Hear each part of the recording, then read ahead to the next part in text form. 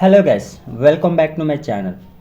ఈరోజు టాపిక్లో లెట్ని యూజ్ చేసి మన డైలీ లైఫ్లో ఎలా మాట్లాడాలో ఈరోజు టాపిక్లో మీకు క్లియర్గా ఎక్స్ప్లెయిన్ చేస్తాను.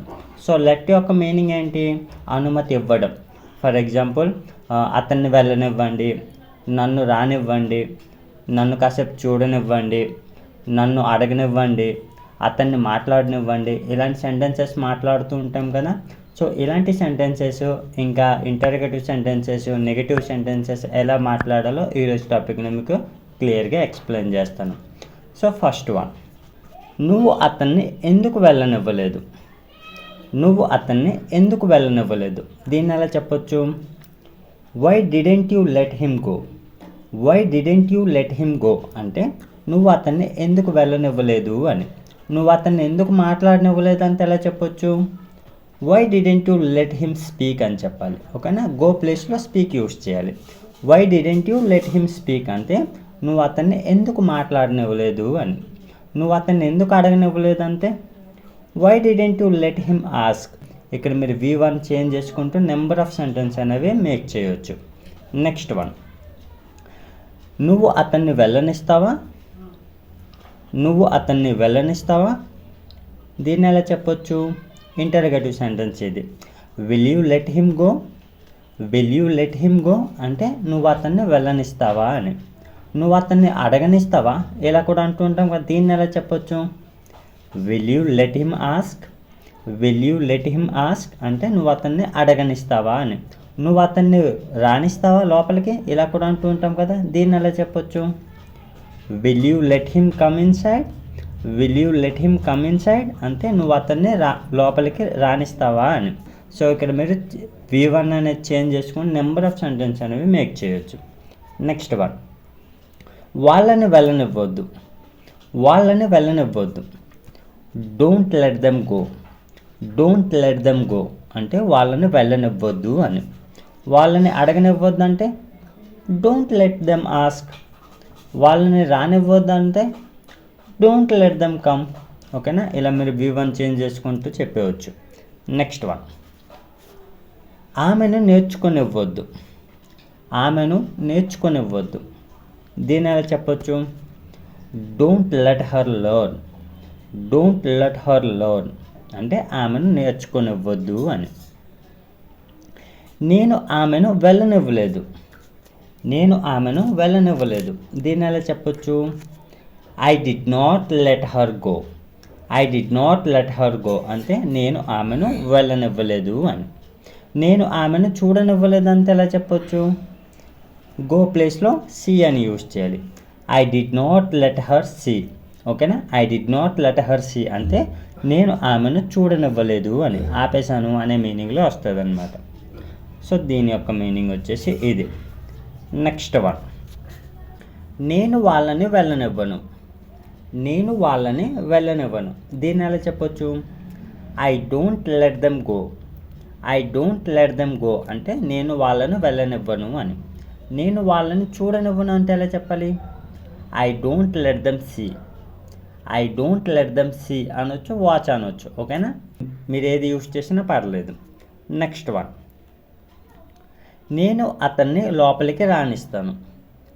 నేను అతన్ని లోపలికి రానిస్తాను దీన్ని ఎలా చెప్పొచ్చు? I will let him come inside. I will let him come inside అంటే నేను అతన్ని లోపలికి రానిస్తాను, ఆపను, లోపలికి రానిస్తాను అనే మీనింగ్లో వస్తుంది అనమాట. సో దీన్ని మనం ఇంగ్లీష్లో ఈ రకంగా చెప్పొచ్చు. నెక్స్ట్ వన్, నేను అతన్ని ఎందుకు వెళ్ళనివ్వాలి? నేను అతన్ని ఎందుకు వెళ్ళనివ్వాలి దీన్ని ఎలా చెప్పొచ్చు? Why should I let him go. Why should I let him go అంటే నేను ఎందుకు అతన్ని వెళ్ళనివ్వాలి అని. సో దీని యొక్క మీనింగ్ వచ్చేసి ఇది. నెక్స్ట్ వన్, నువ్వు అతన్ని లోపలికి రానివ్వకూడదు. నువ్వు అతన్ని లోపలికి రానివ్వకూడదు దీన్ని ఎలా చెప్పొచ్చు? You should not let him come inside. You should not let him come inside అంటే నువ్వు అతన్ని లోపలికి రానివ్వకూడదు అనే మీనింగ్లో వస్తుంది. ఓకేనా? సో దీని యొక్క మీనింగ్ వచ్చేసి ఇది. నెక్స్ట్ వన్, అతన్ని మాట్లాడనివ్వండి. అతన్ని మాట్లాడనివ్వండి. Let him speak. Let him speak అతన్ని ఆడనివ్వండి. Let him play. Let him play. అతన్ని మాట్లాడనివ్వద్దు. దీన్ని ఎలా చెప్పొచ్చు? Don't let him speak. Don't let him speak అంటే అతన్ని మాట్లాడనివ్వద్దు అని. వాళ్ళని ముట్టుకొనివ్వద్దు అంటే ఎలా చెప్పాలి?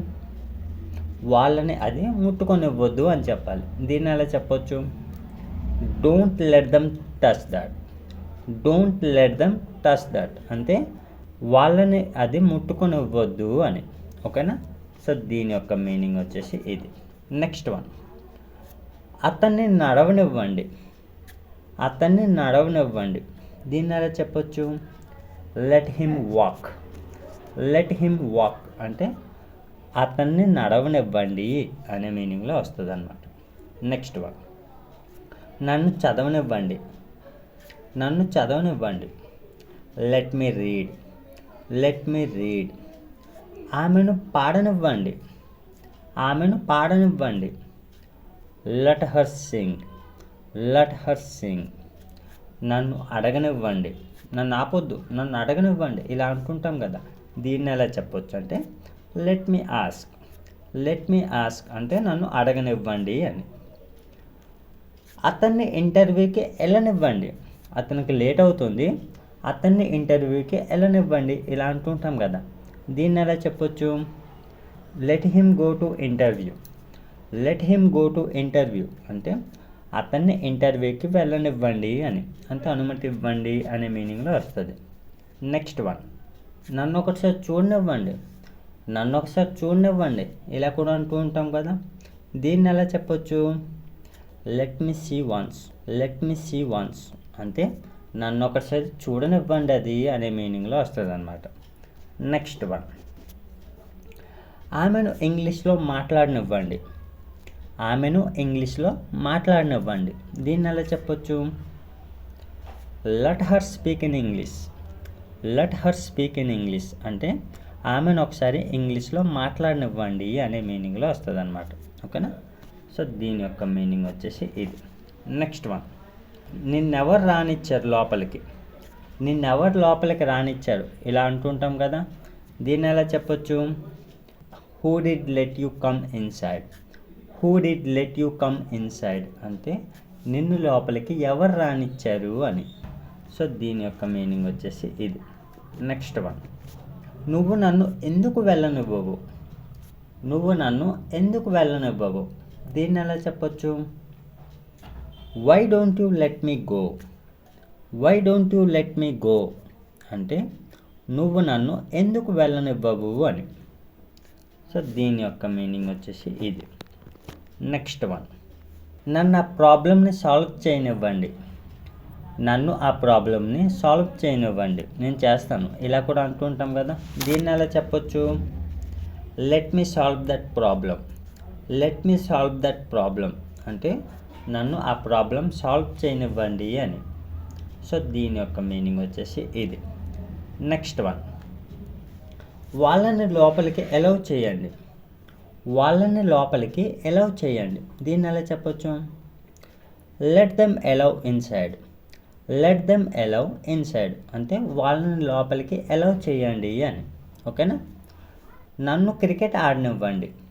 దీన్ని ఇంగ్లీష్లో ఏమంటారో కామెంట్ బాక్స్లో కామెంట్ చేయండి. So that's all friends. So మీకు ఈ టాపిక్ యూస్ఫుల్గా అనిపిస్తే లైక్ చేసి సబ్స్క్రైబ్ చేయండి. Thanks for watching.